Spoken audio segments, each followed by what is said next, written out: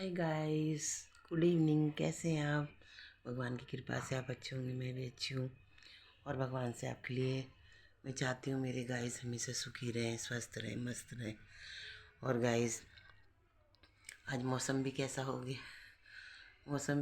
गया, ठंड ठंड सी। आज मैंने सिर धोया था।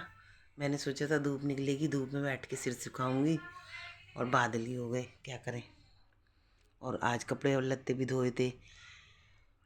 और गाइस, कल हमको खाटू श्याम भी जाना है।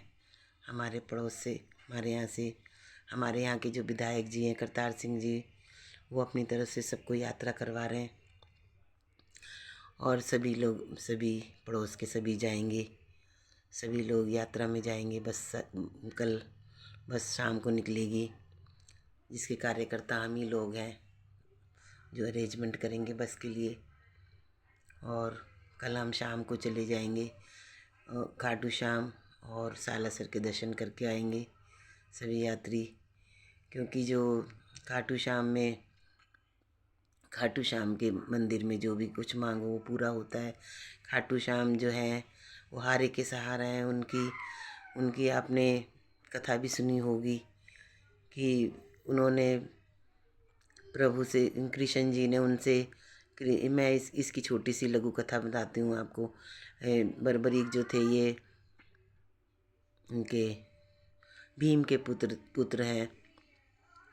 भीम के पुत्र हैं तो भीम के भीम के पुत्र पोते हैं ये। तो इन्होंने बहुत तपस्या वगैरह करी, तो बहुत इनकी दादी ने इनको बहुत तपस्या वगैरह खूब सब कुछ सिखाया इनको। और उन्होंने कहा, बेटा तू हमेशा ज़िंदगी में हारे का सहारा बनियो। तो इन्होंने कहा ठीक है। इन्होंने सारे अस्त्र विद्या सब कुछ, सब कामों में निपुण, सारे मंत्र पाठ सब कुछ, पूजा पाठ सब में निपुण थे ये बर्बरी। तो जब महाभारत की लड़ाई हुई, महाभारत हुआ, तो इनकी दादी ने हमेशा इनको ये शिक्षा दी थी, बेटा जहाँ पर भी कभी कोई हार रहा हो तो बेटे तू हारे का सहारा बनियो। तो इन्होंने सोचा कि इतना बड़ा महाभारत हो रहा है तो मैं भी वहाँ पे हारे का सहारा बनूं। जो पार्टी हार रही होगी मैं उसी का सहारा बनूंगा। तो कृष्ण जी इस बात को जानते थे। कृष्ण जी ने कहा, ये तो बर्बरीक जा रहा है, ये तो कौरवों का ही सहारा बनेगा, क्योंकि कौरव ही हारेंगे, तो क्यों ना मैं इसको रास्ते में ही रोक दूँ। तो रास्ते में कृष्ण जी ने पंडित का भेष बना के और इनसे कहा कि भाई तुम मेरे को भिक्षा दो। तो उन्होंने कहा ठीक है।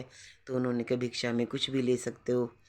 तो भिक्षा में मैं जो मांगूँ तुम दोगे? उन्होंने कहा ठीक, मैं दूंगा। तो उन्होंने कहा कि ठीक है।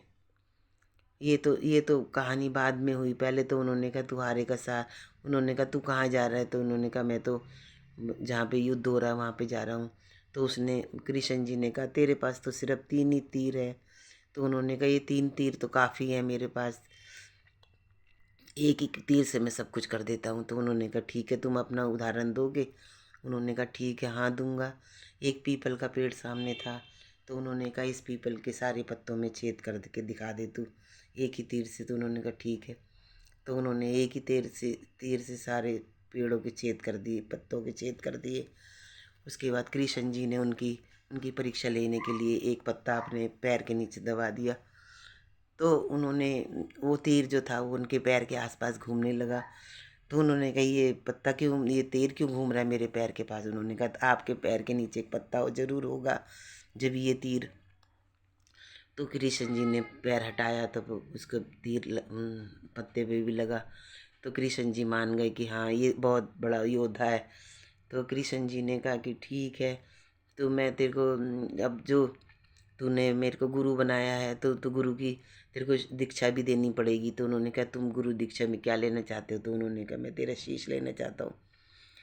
तो खाटू श्याम जी ने उनको अपना शीश काट के दे दिया। कृष्ण जी बहुत खुश हुए। कृष्ण जी ने कहा आने वाले कलयुग में मेरी जगह तेरा ही नाम लिया जाएगा और तू खाटू श्याम के नाम से प्रसिद्ध होगा। कलयुग में तेरी जय जयकार होगी।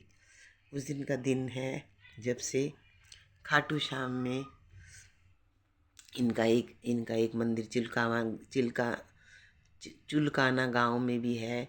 वहाँ पर वो पीपल का पेड़ अभी भी है, लोग उसके दर्शन करने जाते हैं। मैं भी चुलकाना गांव 2 बार गई हूँ। और वहाँ पर हमारी बस गई थी, हमारी टीम गई थी। और वहाँ पर भी मैंने दर्शन करे। वहाँ पे बहुत बड़ा कीर्तन वगैरह हुआ था उनका। जिस दिन ये शीश दी दान करता, उस दिन वहाँ पर बहुत कीर्तन वगैरह होता। दूर दूर से मंडलियाँ आती हैं, कीर्तन होते हैं और भंडारे होते हैं।